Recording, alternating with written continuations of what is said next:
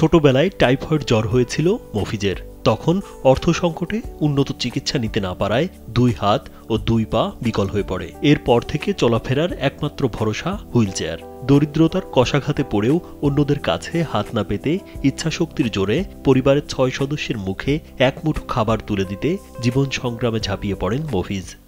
আমি যখন বয়স 7 বছর হয় তখন আমার একটা জ্বর হয়েছে। জ্বর হওয়ার থেকে আমি হাত পা প্রতিবন্ধী হয়ে যায়। আমি জনগণের কাছে হাত না বাড়াই, আমার নিজের পায়ে নিজে দাঁড়াইছি। স্যান্ডেলিনা সো, রূপচর্চায় আভিজাত্য। হুইলচেয়ারে বসেই 2021 সালে মাত্র 50,000 টাকা পুঁজি নিয়ে একটি ছাগল ও 5টি মুরগি নিয়ে শুরু করেন জীবনযুদ্ধ। পরে কর্মসংস্থান ব্যাংক ও উপজেলা সমাজসেবা অফিস থেকে 2,20,000 টাকা ঋণ নিয়ে বাড়ির আঙ্গিনায় 7 শতক জমিতে রোপণ করেন ফলজ ও বনজ গাছ। আর 2 শতক জমির ওপর ছোট্ট একটি আধা পাকা একচালা ছাউনি দিয়ে নির্মাণ করেন ফার্ম। তাতে দেশি বিদেশি প্রজাতির হাঁস, মুরগি ও উন্নত জাতের ছাগল এবং 1 একর পুকুরে মাছ চাষ করে স্বাবলম্বী হয়েছেন মফিজুর রহমান। আমার বড় ধরনের আশা আছে একটা খামার করার জন্য, বড় ধরনের আশা আছে ব্যবসা বাণিজ্য করার জন্য। যদি সরকার আমার পাশে দাঁড়ায়, আমার সহায়তা করে, তাহলে আমার বাল বাচ্চাকে নিয়ে এবং খামারগুলো নিয়ে আরও সামনে এগিয়ে যেতে পারবো।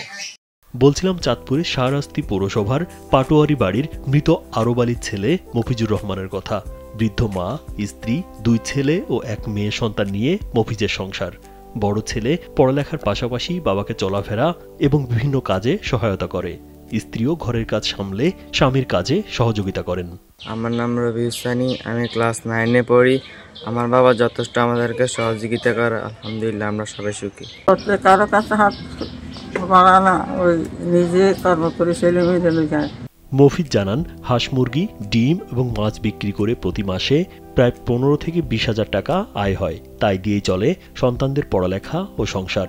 ক্রেতারা বাড়ি এসে বা মোবাইলে অর্ডার দেয়, পরে তা ক্রেতার কাছে পৌঁছে দেয় তার 2 ছেলে। সে কোনো কাজকর্ম করতে পারে না, তখন সে কি করব, নিজের অভিজ্ঞতা নিয়ে আসে হাঁস, মুরগি, গরু, ছাগল, কবুতর ইত্যাদি লালন পালন করি, কোনো রকম জীবন যাপন করে। উপজেলা সমাজসেবা কর্মকর্তা মোহাম্মদ আবু ইসাক জানান, সমাজসেবা অফিস থেকে কয়েক দফায় সুদমুক্ত ঋণ দিয়ে তাকে সহায়তা করা হয়েছে। তার ইচ্ছাশক্তির কাছে প্রতিবন্ধিতাও হার মেনেছে।